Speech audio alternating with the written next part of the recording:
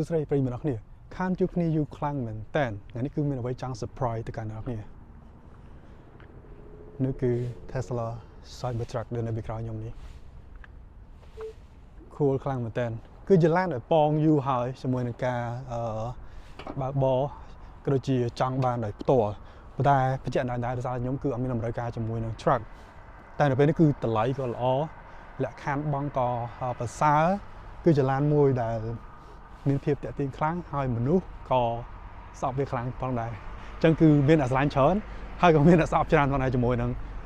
Tesla Cybertruck គឺថ្ងៃនេះគឺបាន test drive ជាមួយនឹងឡានមួយគ្រឿងនេះហើយក៏ចង់ធ្វើបទបង្ហាញទៅកាន់អ្នកនេះគឺនៅពេលដែលឃើញចាក់ស្ដែងពិតជា cool មែនតើស្អាតខ្លាំង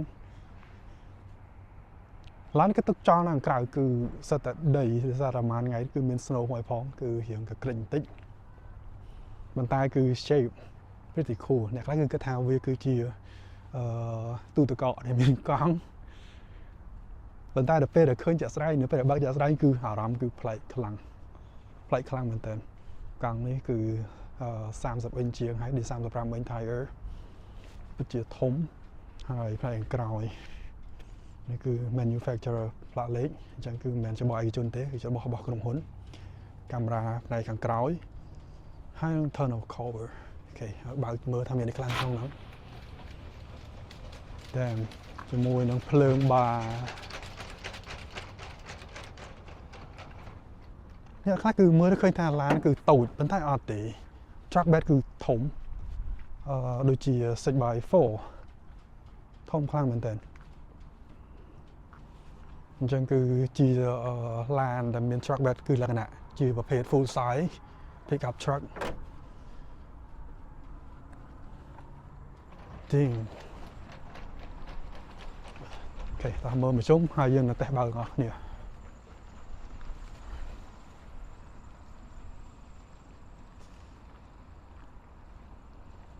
គឺធំមែនតើណាមិនលេងសើចទេប៉ុន្តែដោយសារតែបូមវាគឺប្រភេទ air suspension ដែលយើងអាច raise បូមគឺខ្ពស់ខ្លាំងមែនតើជាមួយខ្ញុំនឹងចូលទៅឡើងបូមវាខ្ពស់បំផុតហើយខ្ញុំនឹងបង្ហាញអ្នកគ្នាម្ដងទៀតអូខេឥឡូវចូលមកទៅឡើងបូមវិញ dynamic ខ្ញុំយកបូមគឺដល់ high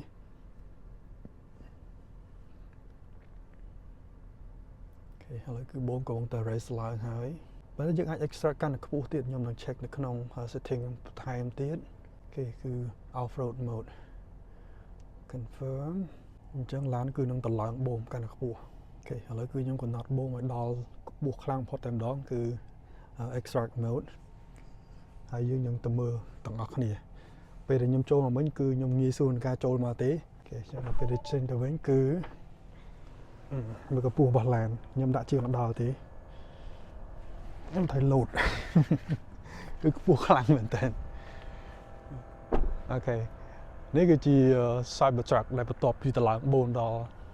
extract mode ហើយមើល ground clearance គឺខ្ពស់ខ្លាំងមែនតើ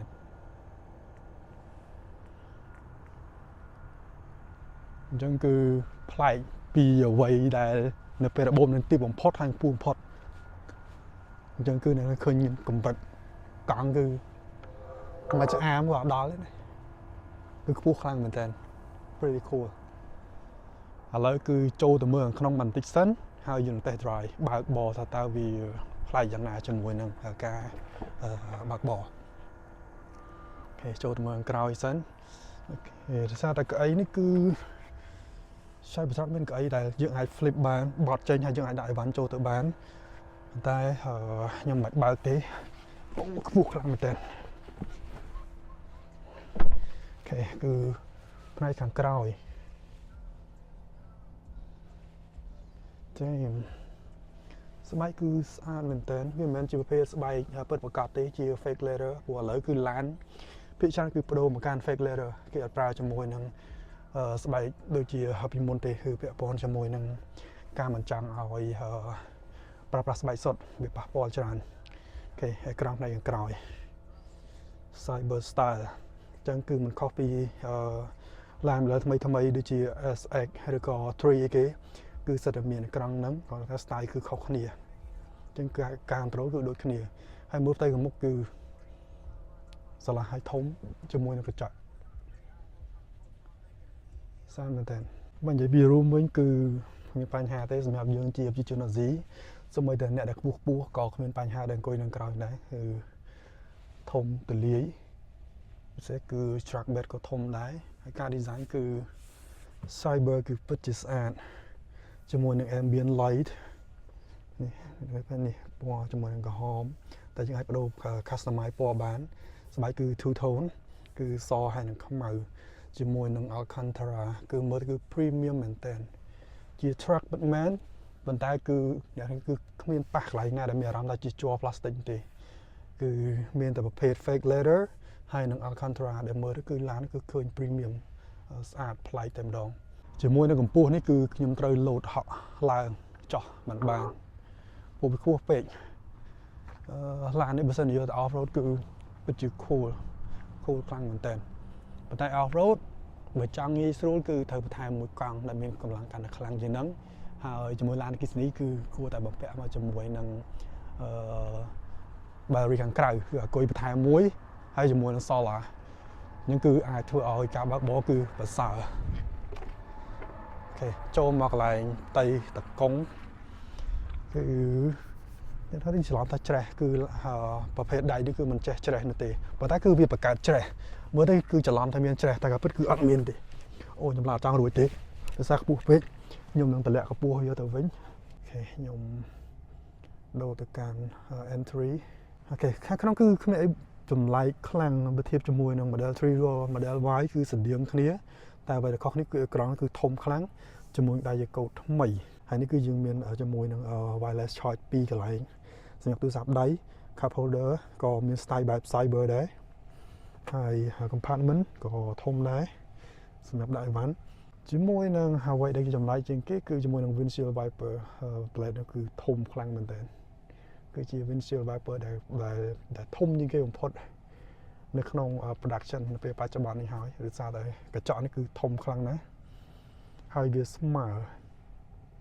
ចឹងគឺវាប្លែកពីគេធៀបជាមួយឡានផ្សេងទៀតអូខេឥឡូវពាក់ព័ន្ធជាមួយនឹងការបើកបរវិញម្ដងវាប្លែកប៉ុណ្ណាដោយសារតែបច្ចេកវិទ្យានៅក្នុង Cybertruck គឺប្លែកច្រើនបើធៀបជាមួយនឹងTesla ផ្សេងទៀតហើយអ្វីដែលពិសេសបំផុតគឺពាក់ព័ន្ធជាមួយនឹង steer by wire មួយនេះគឺឡានហ្នឹងគឺនៅពេលដែលយើងអត់ដំណើរការអំបែឡានហ្នឹងអត់ប្រឆេះគឺចកូននេះអាចវិលទៅណាក៏បានដែរគឺអត់មាន link ជាមួយនឹងកង់ខាងមុខនោះទេប៉ុន្តែនៅពេលដែលយើងដំណើរការវាគឺវានឹងធម្មតាហើយវានឹងបត់បែនទៅតាមអ្វីដែលយើងកាច់ព្រោះ steer by wire មានន័យថាវាអត់មាន link ភ្ជាប់ពីដៃចកូតទៅកាន់កង់នោះទេគឺវាប្រើជាមួយនឹង motor បើថាបញ្ជាតាមរយៈគ្រឿងអេឡិចត្រូនិកហើយវាគឺជាឡានដំបូងបំផុតនៅលើពិភពលោកដែលក្នុង production មានបំពាក់មកជាមួយនៅមុខងារ steer by wire ដែលការពិតគឺ Lexus RZ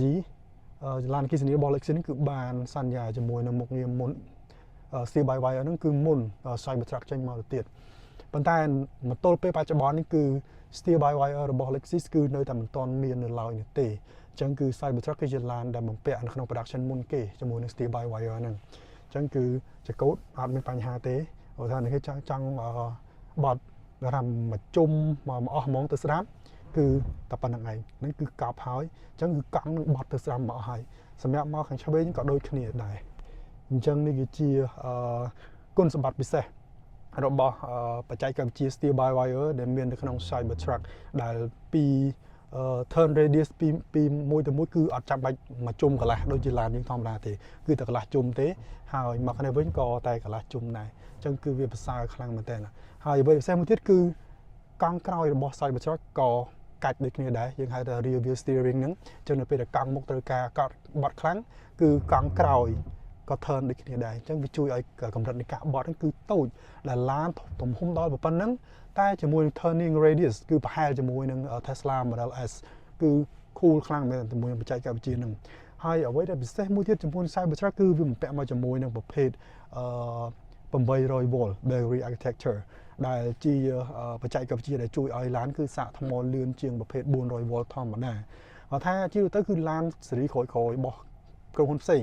មិនថា Kia មិនថាឡានចិនមួយចំនួនគឺគេបានបំពាក់ជាមួយនឹង 800V អស់ហើយអញ្ចឹងគឺជួយឲ្យការសាកថ្មគឺពី20ទៅ80%ប៉ុ ប្រើពេលចន្លោះជាមួយតែ10នាទីជាងអីទេអញ្ចឹងគឺវាប្រសើរខ្លាំងមែនទែនប៉ុន្តែក៏ទៀមទាជាមួយនឹងឆ្នាំងសាកដែលមានកម្លាំងខ្លាំងអញ្ចឹងដូចគ្នាដែរបើថាវាអាចទ្រទ្រង់កម្លាំងសាកដល់ទៅអាចតែ350 360ឬក៏ជំនួយ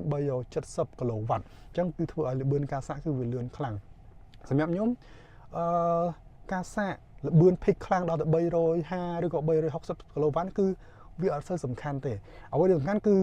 កម្រិតនៃការបានថា charging curve នៅពេលវារត់ដល់ curve ហើយគឺបើសិនវាឆាប់ធ្លាក់វិញអានោះបែរថាល្បឿនការសាកវានៅតែអត់លឿនអញ្ចឹងគឺត្រូវចំណាយពេលយូរដដែលតែបើសិនជាឡានគឺសាកជំនួយ250គីឡូវ៉ាត់ប៉ុន្តែគឺវាអាចថេនៅ250គីឡូវ៉ាត់នេះគឺរយៈពេលវែងថាអាចពី 10% រហូតដល់ 60% ឬ 70% ឬក៏អាចខ្ពស់ជាងហ្នឹងនោះគឺជាគុណសម្បត្តិនៃការសាកចាំបានថាវាជួយកាត់បន្ថយពេលវេលាការសាកថ្មគឺបានច្រើនអូខេឥឡូវគឺប៉ុណ្ណឹងយើងចាប់ផ្ដើមបើកបរទាំងអស់គ្នាតោះគឺมันមានចម្លែកទេអត់មាន stock អត់មានអីទាំងអីគឺនៅលើហ្នឹងគឺតែទេស្អាតអញ្ចឹងដល់ពេលយើងចង់ដូរលេខគឺស្លាយទៅមុខសម្រាប់ទៅមុខហើយគឺឡានគឺនឹងបង្ហាញថាឡានគឺទៅមុខ windshield wiper គឺ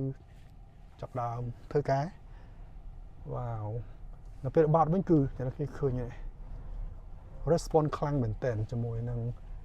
turning radius នេះគឺដោយសារតែ steer by wire ហើយយើងអាចទទួលដឹងថានៅពេលយើងបត់ហ្នឹងគឺ motor ដែលធ្វើការហ្នឹងគឺវាស៊ីវាត្រីជាមួយនឹងកម្លាំងដែលយើងបត់កម្រិតដែលយើងចង់បត់ជាមួយនឹងល្បឿនរបស់ឡានផងដែរអញ្ចឹងគឺគេបានគណនាបានយ៉ាងច្បាស់ពាក់ព័ន្ធជាមួយនឹង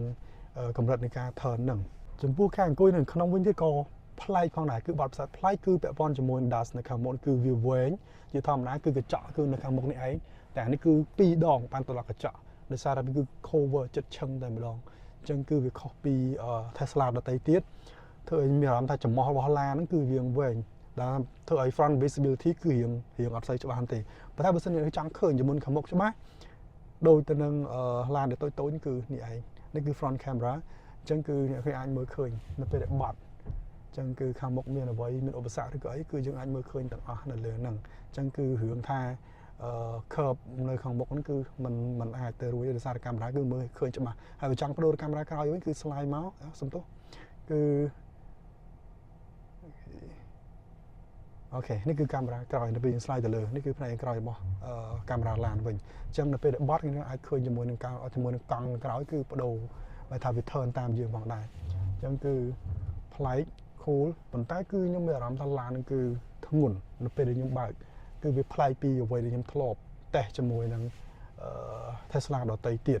ប៉ុន្តែបើយើងធៀបជាមួយនឹងឡាន truck ផ្សេងនៅពេលបច្ចុប្បន្នដែលខ្ញុំធ្លាប់សាកហ្នឹងគឺឡានខ្លះដែលមានទំហំធំយើងមើលឃើញធំខ្លាំងមែនទែនតែយើងចូលមកដល់ក្នុងគឺអត់ទេឡានគឺមិនសូវធំប្រហែលនោះទេ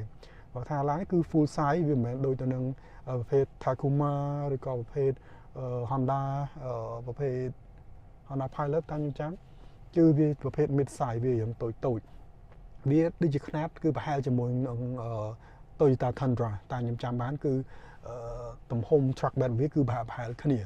អញ្ចឹងគឺយើងអាចហៅបានថាជា full size pickup truck អូខេអញ្ចឹងតោះឥឡូវគឺបើកវាបន្តិចចង់ដឹងពាក់ព័ន្ធជាមួយនឹងការគ្រប់គ្រងចង្កូតហើយនឹងអារម្មណ៍នៅពេលដែលយើងជន់តើវាប្លែកប៉ុណ្ណាអញ្ចឹងគឺសញ្ញោក៏នៅលើនឹងដែរខ្ញុំស៊ាំជាមួយនឹងការប្រើប្រាស់សញ្ញោនៅលើដៃចង្កូតជាងប្រើ stock ដូចស៊េរីចាស់ដោយសារតែខ្ញុំស៊ាំជាមួយនឹង Model X របស់ខ្ញុំវ៉ាវអារម្មណ៍គឺ cool មែនតើនៅពេលដែលយើងបើកកម្រិតនៃភាពស្ងាត់